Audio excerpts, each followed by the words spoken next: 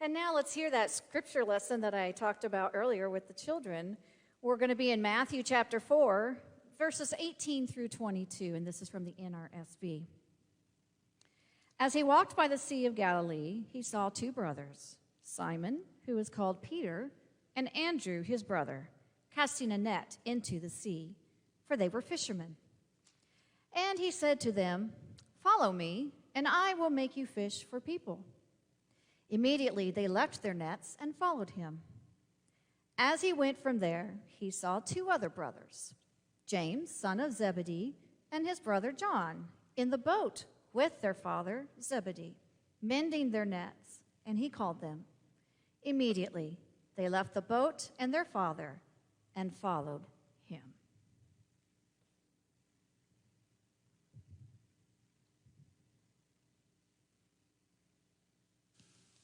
When he calls me, I will answer. When he calls me, I will answer. When he calls me, I will answer. I'll be somewhere listening for my name. I'll be somewhere listening, I'll be somewhere listening, I'll be somewhere listening for my name. I'll be somewhere listening, I'll be somewhere listening, I'll be somewhere listening for my name. Alexander Graham Bell really gave us a new technology for an old process of making a call. See, for generations, for millennia, almost from the beginning of human communication, we have called to one another in one form or another. I grew up in a little town along the Ohio River, Maysville, Kentucky. And one of the things that was remarkable about that little community was on the first Monday of every October, they still observed Mason County Court Day. Now, the story and the tradition of Court Day goes back a long ways, but as I was growing up in Maysville, it was still observed. Folks would come into town, they would sell their wares, there'd be bartering and trading going on, and there were also contests. And one contest in particular that I remember was the hollering contest. And I don't remember the criteria. I don't remember if you were judged on how loud you hollered, who had the most creative holler. I don't remember the criteria. I don't remember what it took to actually win the contest. But I remember the hollering contest.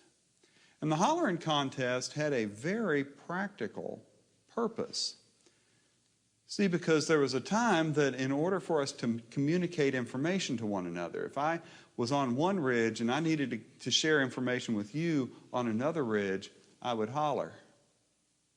I guess that's maybe why they call those spaces in between the ridges hollers. But we hollered at each other to communicate, to get someone's attention, to make a call, to call to one another. Alexander Graham Bell just gave us a new technology for that, because what do you do with your phone? You make a call. You say things like, "Give me a call sometime." And you know how it goes. Your phone rings or it makes some attention-grabbing sound, and you choose, if you hear it, whether to ignore it or to respond. Now, I'm sure some of us might remember the day when the phone would ring and you had no idea who it was that was calling. Yes, there was a day when that was true, that when the phone rang, the only way for you to know who was on the other end, who it was that was calling, was to actually pick up the phone and say, "Hello?" And always with that question mark at the end. Call always has a choice attached to it. We receive calls, and we choose how to respond. And yes, ignoring a call is a response. We talk about being on call, ready not only to receive a call, but also to respond, to spring into action. That's what call is. Somebody or something gets your attention. Somebody calls your name. Some event happens, and you respond. It's call and response. Scripture, the stories of our faith, is filled with stories of call and response, like the one we have this morning from Matthew. In working in regional ministry, I work a lot with call. I talk with people who are discerning their call, what their ministry might be. I work in a process called search and call, much like I'm working with the search committee there at Hazelwood Christian Church. We're trying to learn how someone is called. We're trying to understand how we're called. Are we called to serve together in ministry? Search and call. We talk about people being called to ministry. And we have this tendency, I think, to relate that to the more dramatic call stories, like Isaiah in chapter 6. In the year that King Uzziah died, I saw the Lord high and lofty, and his presence filled the temple. And Isaiah says, I am a dead man. I am toast, for I have seen the Lord. Moses, who had to turn aside and see this curious thing, this bush that is on fire but is not burning up, and hear a voice come from the flames and from the bush that says, take off your shoes, because the place on which you stand is holy ground. Saul, better known as Paul, who is on his way to Damascus and is knocked to the ground by a blinding light and hears this voice saying, Saul, Saul, why are you persecuting me? Those dramatic stories of call and response. I'll have to admit my experience is different. I really see most of my burning bushes in the rearview mirror. It's after it has passed, and I'm reflecting and going, that's what that was. That was that presence. That was that call. That was my opportunity to respond. There's not a lot of drama in this story from Matthew either. There's no booming voices, no blinding lights, no pyrotechnics. We really just see Jesus walking along the lake shore. And Jesus was walking along the shore, and he sees two brothers, Simon, who we'll later know as Peter, and his brother Andrew. And they're working. They're fishermen. They're fishing. They're casting their nets into the sea. They're trying to make a catch. They're just doing what they do, earning their keep, making their living, just having an ordinary day. Jesus finds two brothers who are working, and he calls to them to do what they already know how to do, to fish. Follow me, and I'll teach you to fish for people. I think we get this mistaken idea that being called is about somehow being made into something else, that you have to be broken down and built back up into something new.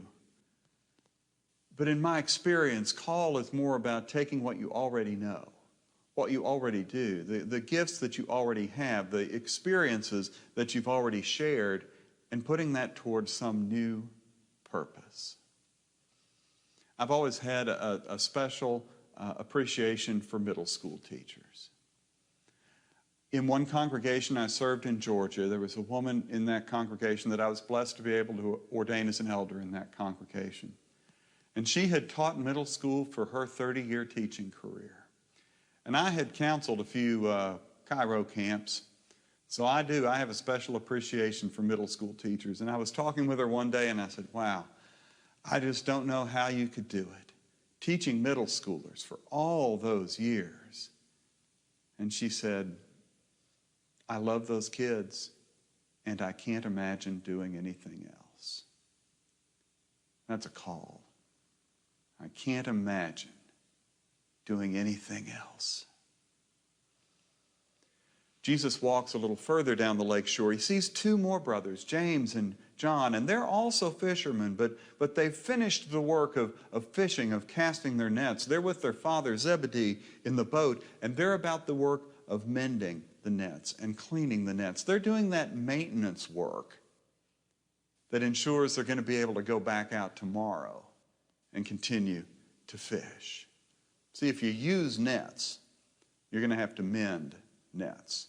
If you fish, whether for fish or for people, you're going to have to do some maintenance work. You're going to have to do some mending, some repairing, some cleaning to make sure that we're able to go out again tomorrow and fish some more. See, this message that Jesus had, that the realm and reign of God had come near, it's going to cause some strain. The nets of relationship are going to have to be cleaned and mended and repaired. When we're about our work, about our ministry, when we're doing our own fishing for people, that message of the realm and reign of God come near will create a strain. And we too have to be about that business of mending. And so Jesus sees these two fishermen about that work of mending, about sustaining the work that they do, and he calls to them and says, "Follow me." All four, Simon, Andrew, James, and John, they were just tending to their daily work when Jesus came along and called to them, and they responded. The call was simple. Jesus didn't offer them a job. He asked them to follow him, to join him in spreading the good news that the realm and reign of God had come near, that the Spirit of God was dwelling among the people of God. And if there's any drama in this story, it's summed up in one word: immediately. Immediately, they left their nets and followed him. Immediately, they left their nets and their father Zebedee in the boat and followed him. They brought their gifts and skills. They brought their experience, their knowledge, and they followed Jesus. They didn't need to be reshaped or reformed. They followed Jesus just as they were. They brought what they had and followed Jesus.